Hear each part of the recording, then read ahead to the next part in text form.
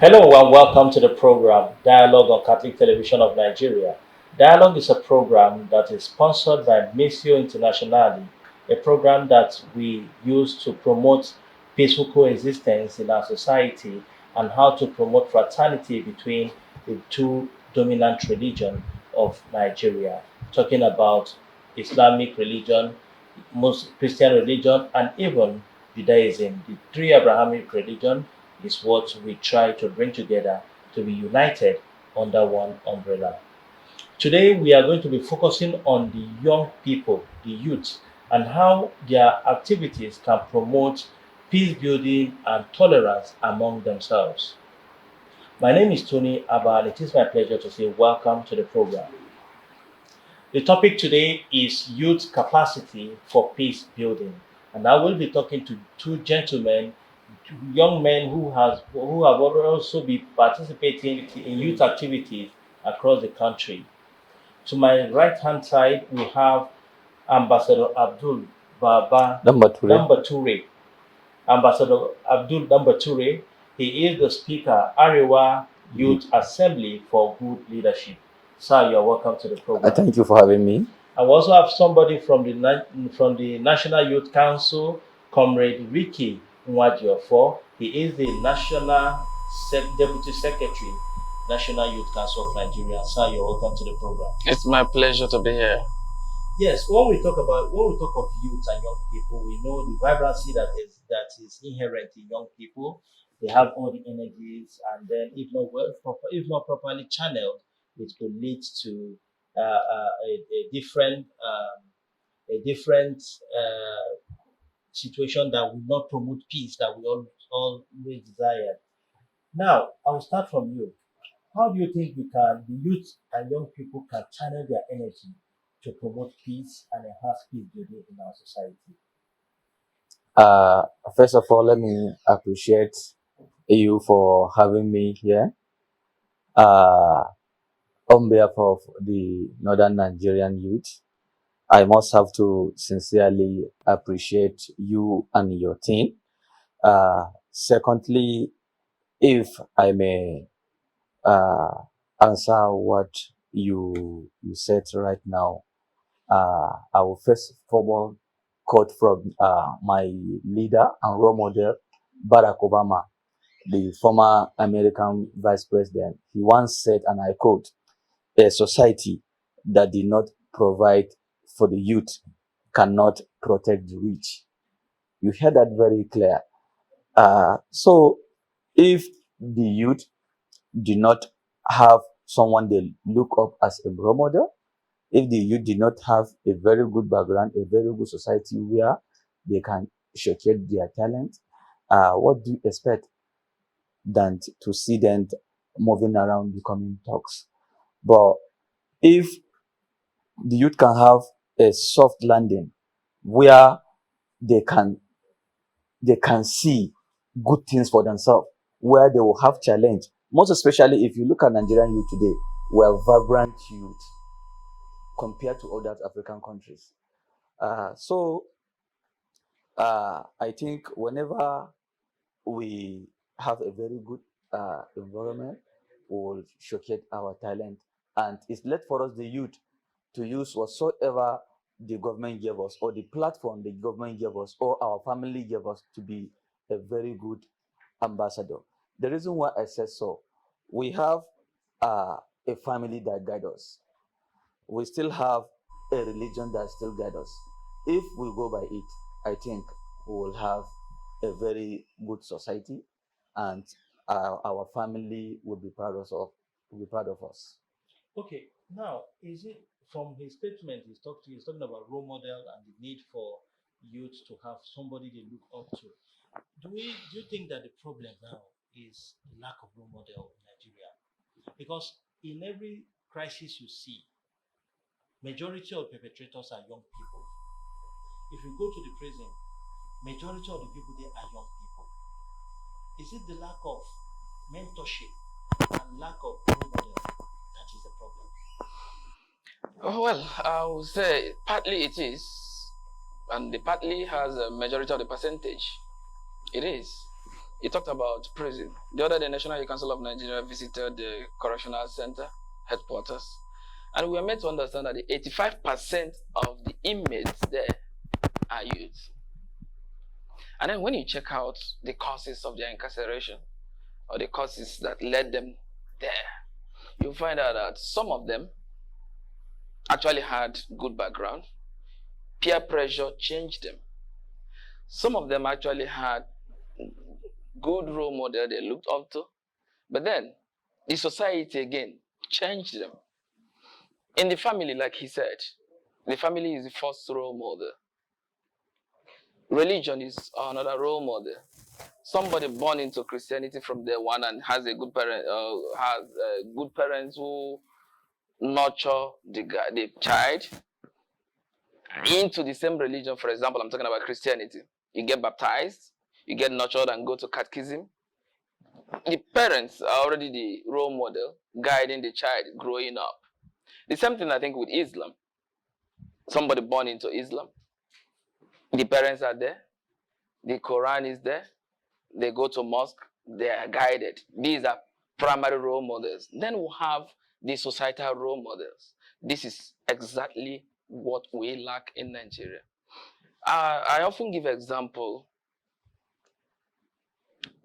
during summits. I will tell our political leaders, what do you think that the youth and those who are even looking up to us as the youth will be envisaging to do in the future, when all we hear on daily basis is embezzlement, when we hear on daily basis is sponsorship of crisis, what we hear on daily basis is that some people who are Nigerians also sponsor terrorism. These are not sponsored by the youths. It means that some people who are the elderly, who we are supposed to be looking up to, are sponsoring these crises, terrorism acts, and other things.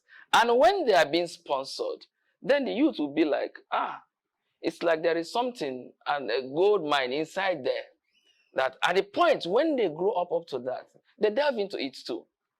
And then when the elderly ones sponsor these crises, the perpetrators will always be the youth, because they can't perpetuate it.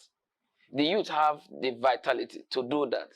But isn't it enough time for the youth to begin to tell themselves the truth that we can no longer be used, we can no longer be tools in the hands of this youth? Exactly. This brings us back to the topic.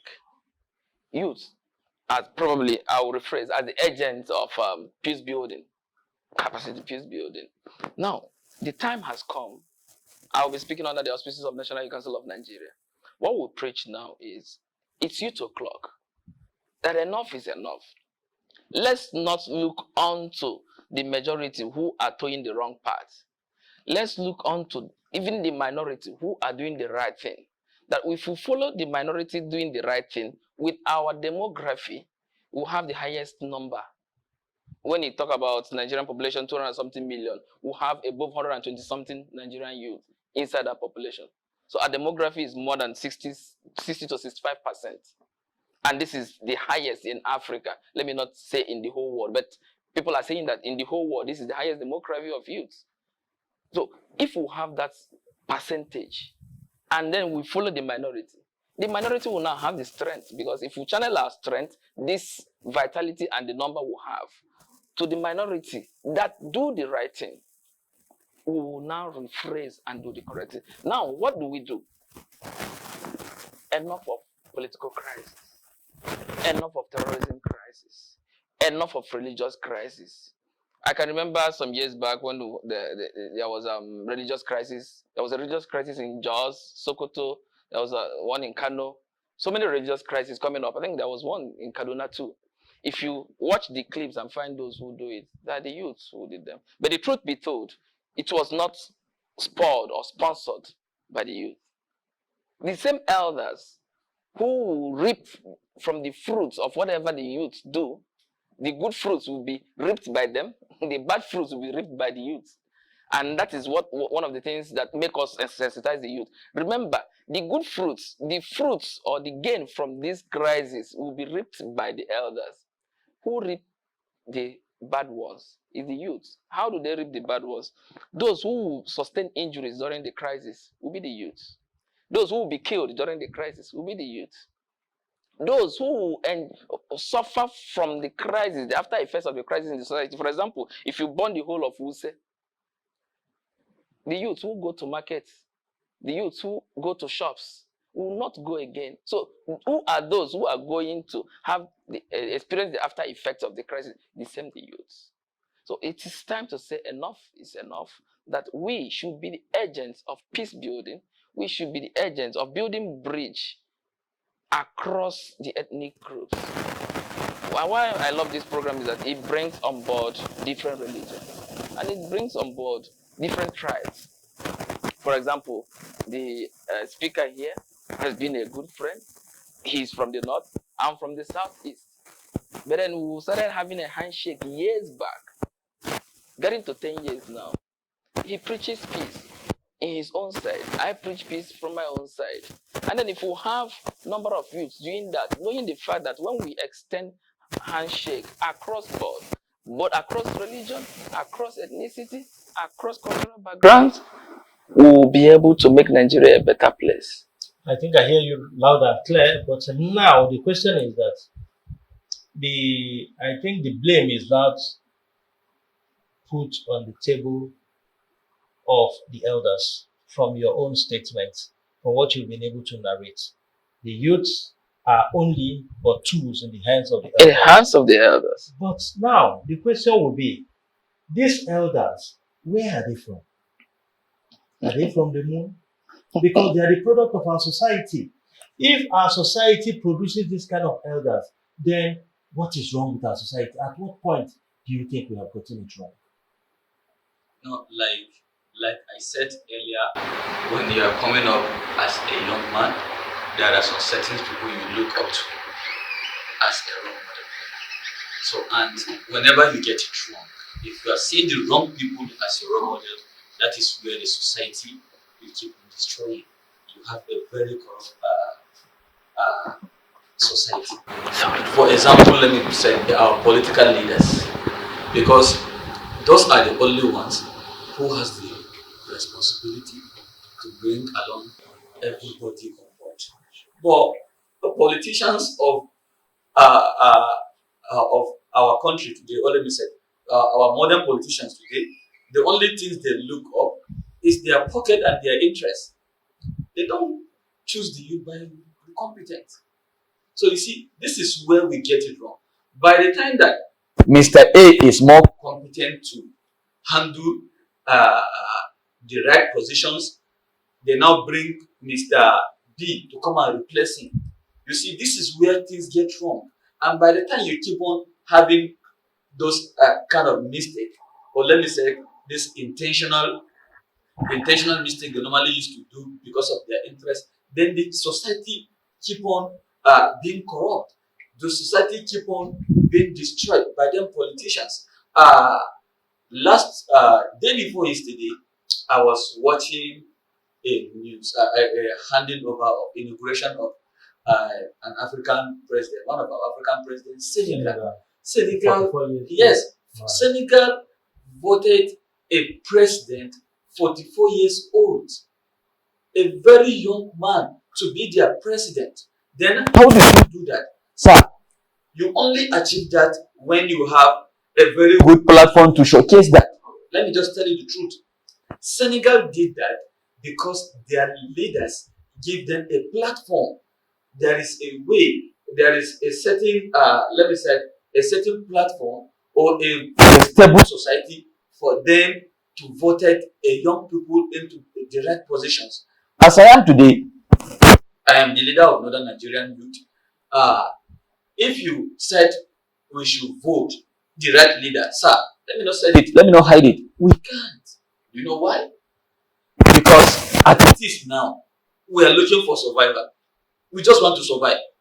But talking about survival, do you know that power is not given on the platter of gold? Yes. Even the one of Senegal we're talking about, the youth were able to speak in one voice.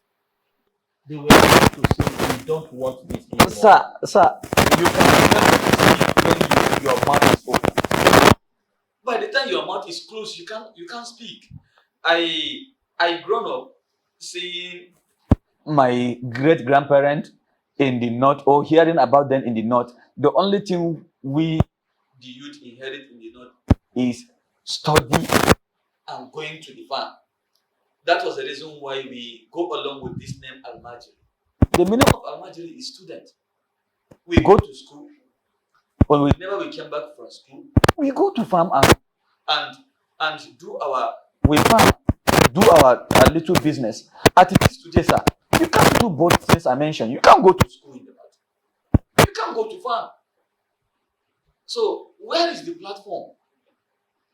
The society is not even stable for us to showcase or for us to voice out.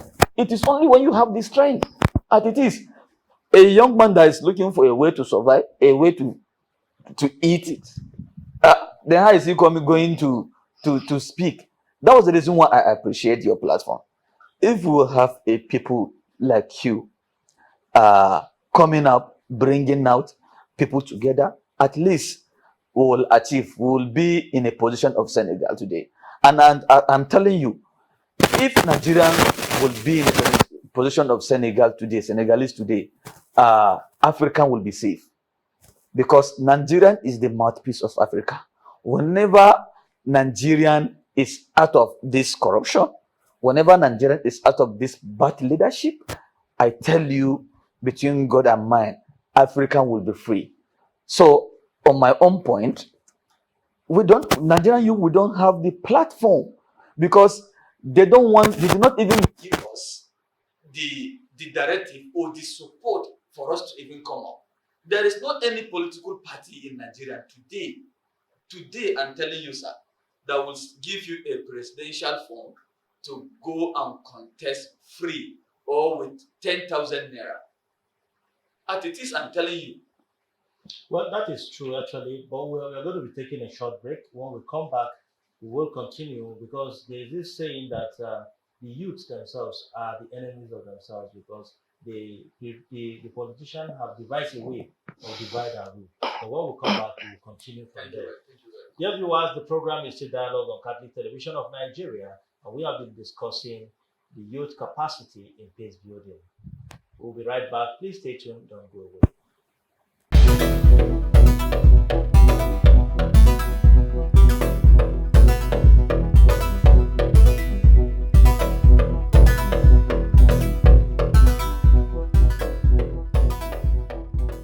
Well, first of all, I have to say that the youth in Nigeria are going through serious time.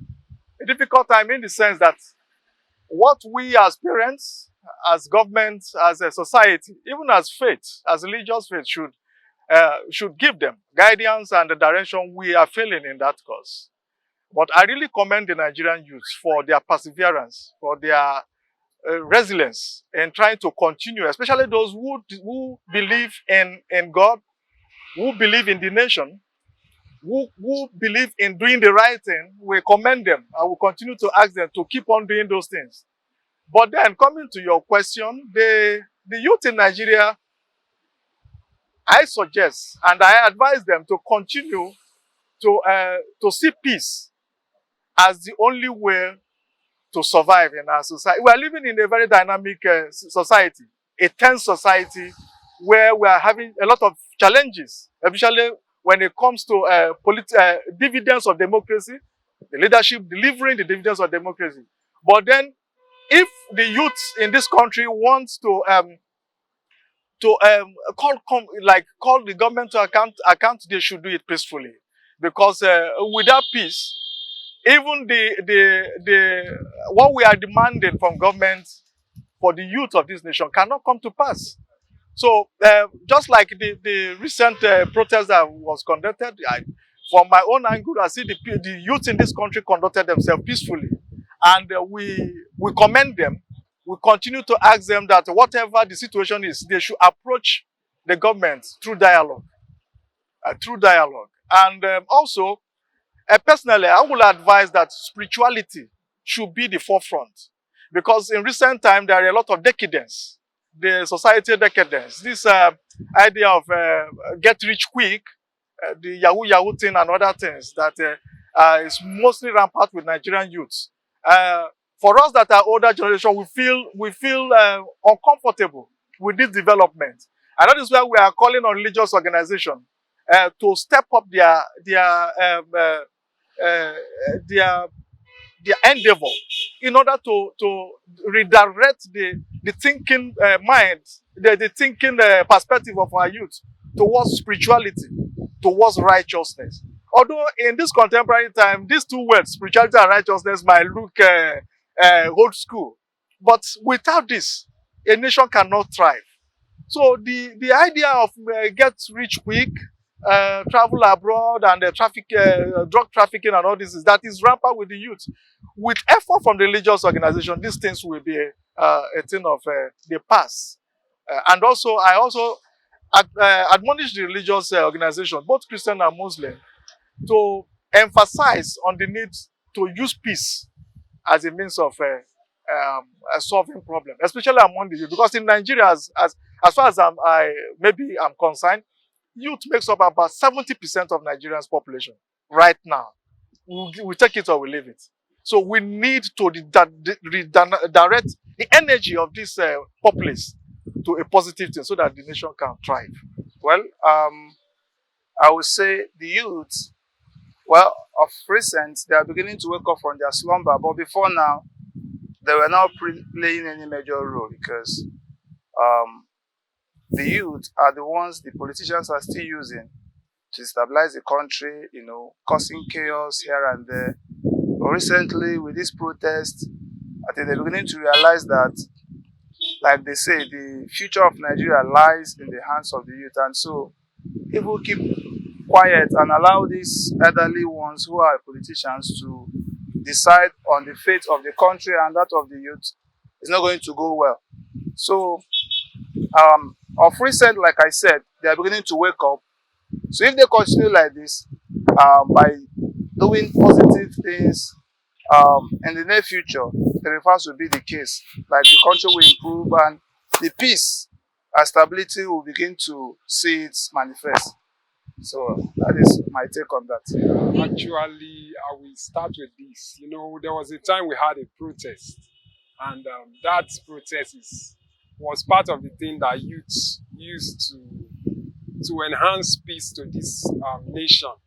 But at the same time, youth are making a great effort to bring peace and to bring change to this nation. But still, these are these our leaders are also using them as violence to the nation. So I think even this protest we had, you saw violence at a process. I think some of these leaders are also involved because they use them a lot for violence and for all these their bad work. Personally, I think that in the country, the youths are obviously, we've been told that we are the leaders of tomorrow. So we've all been working in our own way towards either managerial roles or roles of taking positions as working adults in society. On the topic of managing peace and the entire relations between Nigerians, between each other, I feel like as youth, we are able to understand each other better than some adults are able to understand other adults, because we've all grown up in this social climate in a way that our parents and our grandparents were not able to. So, there's like Christians and Muslims and even some tribalists, they all went to the same schools together, they all had the same classroom. They were thinking of what church does my friend go to? What mosque does my friend appear in? Their father and imam, do they do this or that for Christmas? All we know is that this is my brother, this is a fellow Nigerian, so we're all on the same side with each other.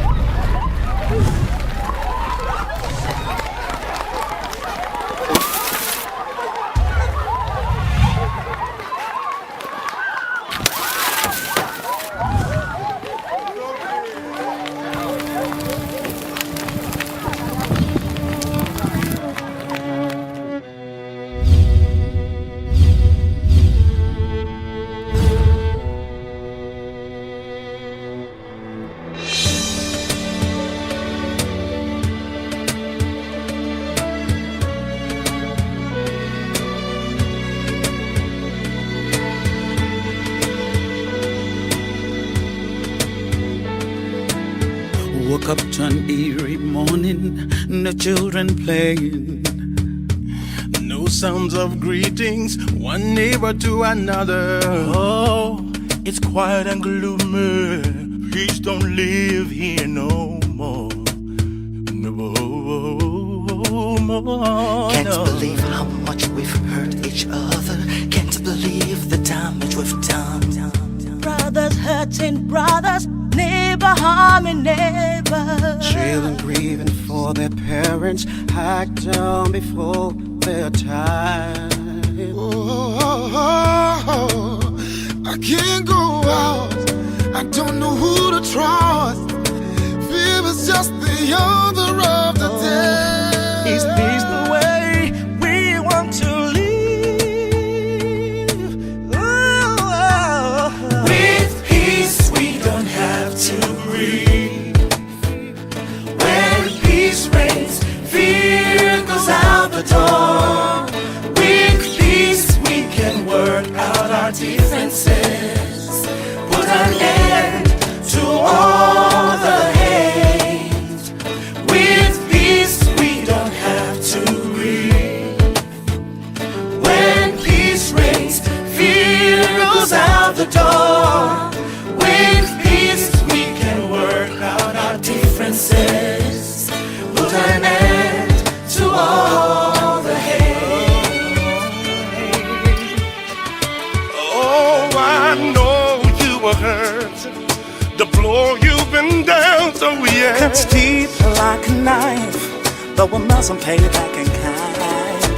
Leave no room in your heart for vengeance and hatred, no, no. An eye for an eye, so leaves everyone blind. Hey, we have our differences. We cannot change things making war. Without peace, all dreams sound hard. Well, yeah. Without peace, there's no room to build. So much work to be done To make Nigeria the country of our dreams.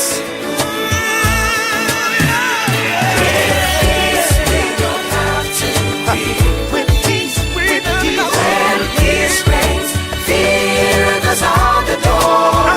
With peace we can work out our differences.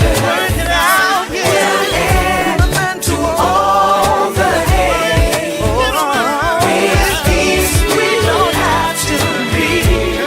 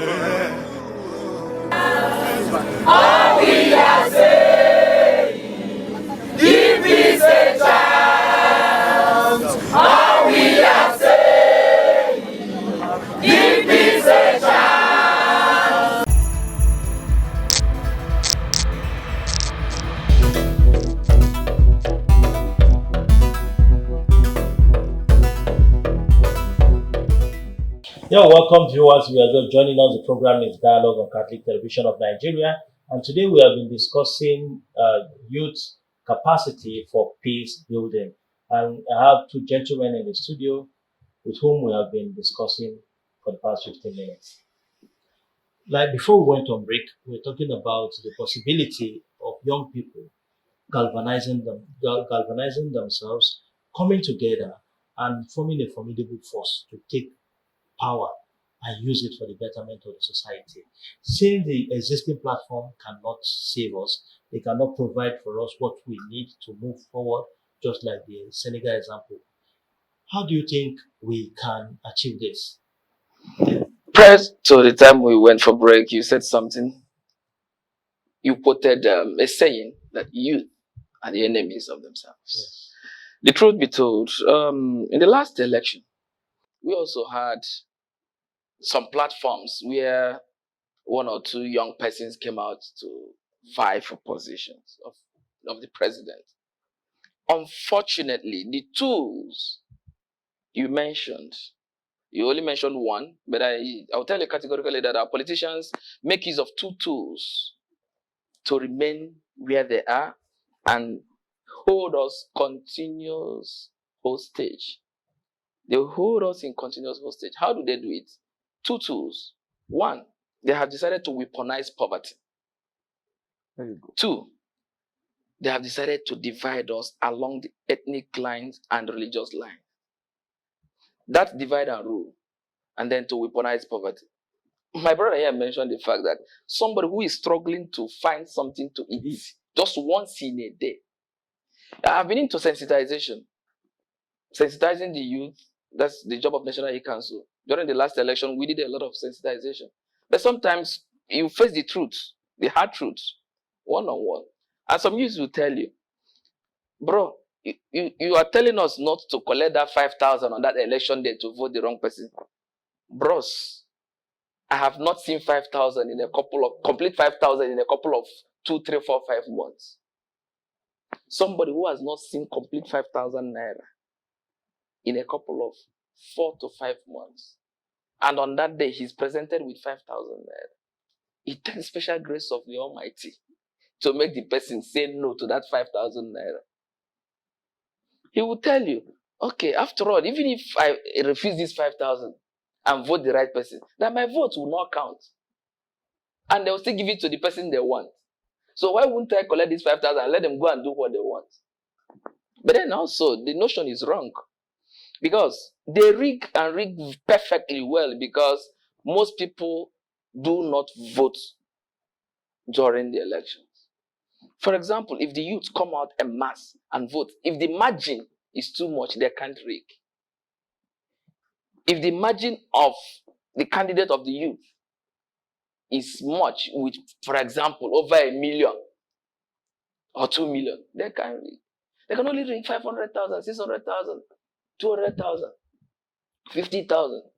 But we have margin of even 5 million. When we have 120 something million Nigerian youth, assuming half of us come out to vote, 60 million Nigerian youth come out to vote, and we decide on one candidate. Why would the candidate not win? The highest number of the voters in Nigeria, I don't think it has passed 30 million. It has not even reached 30 million. So what if the youth decides that we're going to make somebody a president, just like Senegalese did? They started 10 years back. I read about how they formed the party 10 years back. The person who is now the prime minister was the person who formed the party. And then the secretary is now the president of the nation. And then the government, like African modus operandi, decided to hook up an accusation on the main person that they felt would challenge them. And that allegation made him not to qualify to contest. But being a gentleman, being a youth at heart, being somebody who is patriotic, not as selfish as majority of us, decided to hand it over to his secretary. Said, go and contest.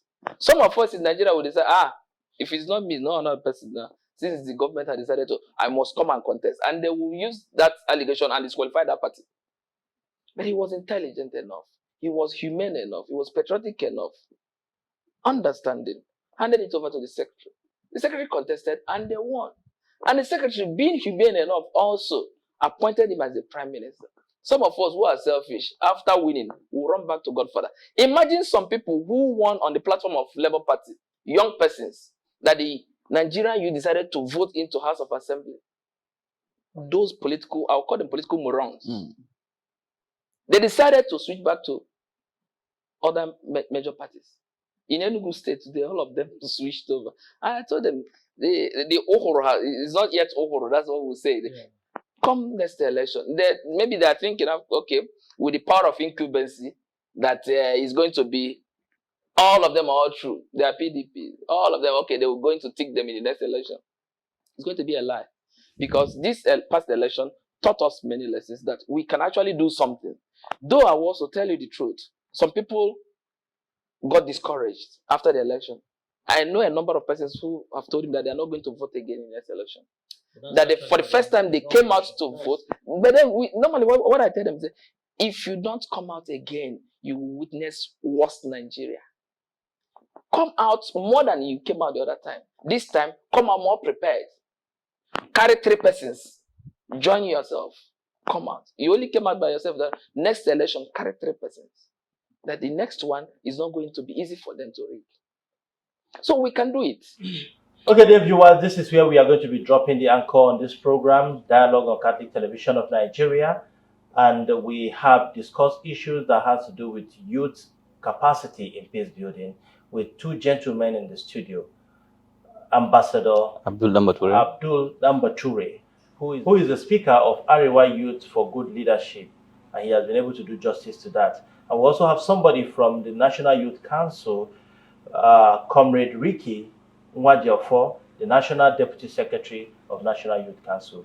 I am your host, Tony Abba, saying stay tuned to other programs on Catholic Television of Nigeria. Until next week, when we'll bring you yet another edition of the same program, Dialogue on Catholic Television of Nigeria. Bye for now. Steve's House on the Rock.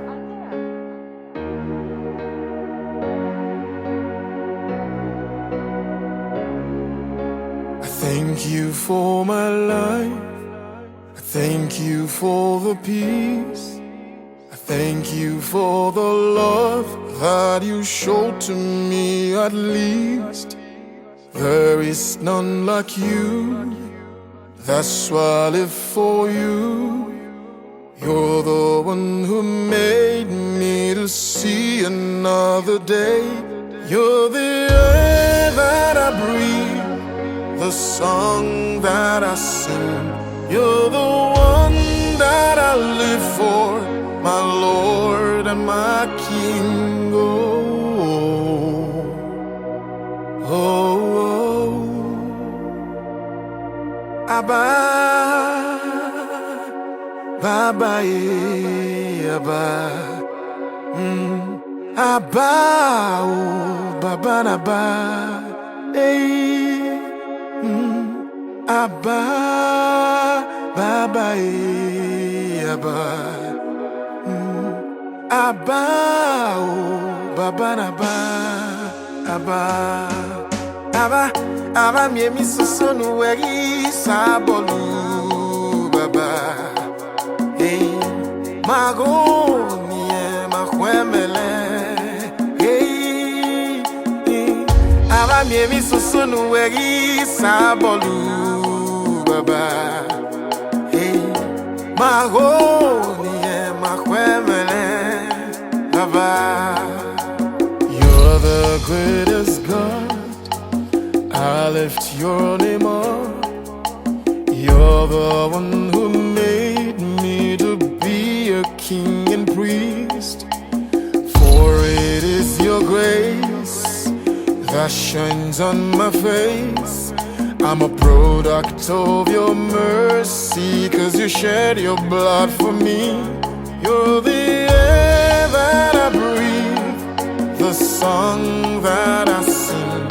You're the one that I live for, my Lord and my King. Oh, oh,